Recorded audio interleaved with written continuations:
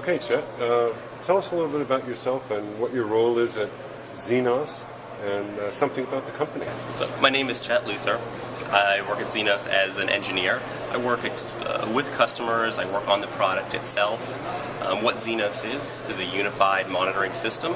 Monitors unified from the network, through the storage, through the virtualization, through the cloud, and the operating systems and the applications, and unified across availability monitoring, performance monitoring, and event management.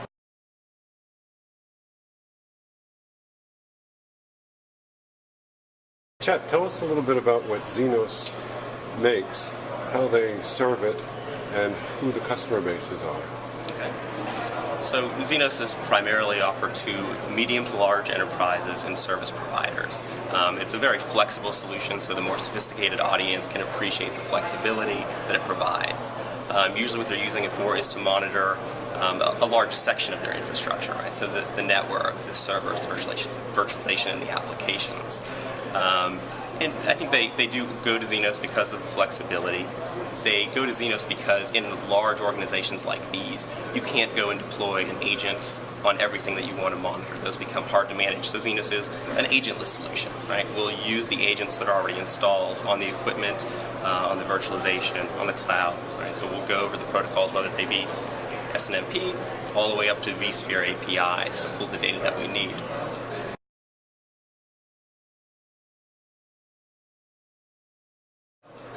Hey, Chet, tell me something about the user interface of the tools that you offer. Okay. So Zenoss is completely web-driven. You do all the configuration of the system and all the usage of the system through the web.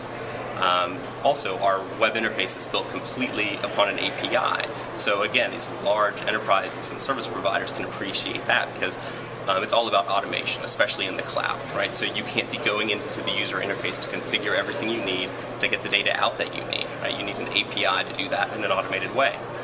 So not only can you configure the system, provision it, and maintain it through the API, but we have customers that want to expose the data that we collect to their customers in the service provider arena, so that we can get metrics and show that to their customers. So tell me a little bit about some of your customer pain points that you've solved using Zenoss. Yeah, I'd say that the biggest one is monitoring tool proliferation, right? And you may say, well, how does one more monitoring tool solve that problem? But what we see is there are a lot of point solutions out there. You have one product to monitor your Oracle databases, you have one product to monitor your switches and your routers, another product to monitor your firewalls, another one for VMware now, and the list just goes on and on and on. So what Zenoss can do is either directly monitor all of that same stuff and present it to the user in a unified way, and understand the relationships between the different technologies, right? The network is important to the servers are important to the cloud.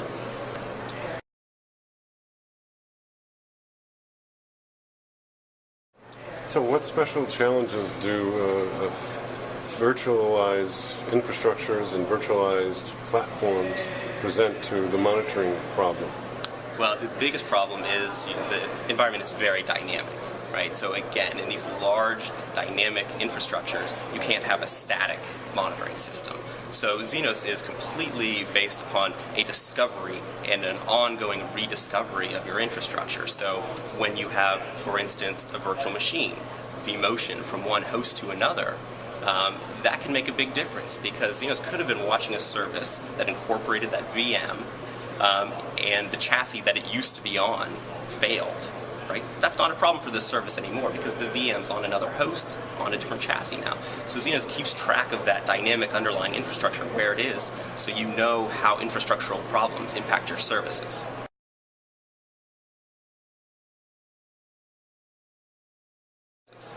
So since we're at Cloud Expo 11, maybe Zenoss had some announcements that you want to reiterate for the viewers? Yeah, absolutely. So at Cloud Expo, we announced support for monitoring Citrix's cloud stack. So if you're running one of these clouds, again, it's from the provider perspective. If you're running one of these clouds, you can use Zenoss to integrate monitoring of the cloud into all of the other monitoring you have going on, right? So the infrastructure that supports this cloud stack cloud, the servers, the network, etc., and the cloud itself. And what that monitoring is capacity of your cloud in total, broken down by aggregations like zones and pods and clusters and hosts, and monitoring for the allocation, how much of the resources you've actually allocated to your customers, and then finally the usage of that allocation, right? And this is really important for capacity planning in the cloud, because if you have allocated 100 gigahertz of CPU to a customer and they're using 1 gigahertz, this is an area where you can dial up your over-provisioning factor, right? Get better margins. Give yourself some headroom. Yeah.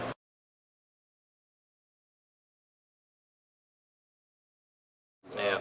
So why don't you tell us about the future? So the future of Zenoss is more what we call Zen packs, right? So these are the adapters that we use to plug into new technologies, right? So there is sort of a proliferation again, right, of new products, new technologies, new APIs that need monitoring, need to be brought into a central place where operations can get the data and use it. So writing these adapters, because Zenoss is so flexible, these can be written very quickly, gotten out to our customers, and provide value. Another area that we're going really heavily into, and is already available in its first version, is service impact. Kind of like I was describing, understanding how infrastructural problems affect your actual service delivery, your business service delivery, right? And the other way around, if you have a service delivery problem, root cause and why. So is this going to be used to help enforce SLAs? Absolutely. Yeah, I could see that being important. So hopefully viewers will meditate on this video. I hope so.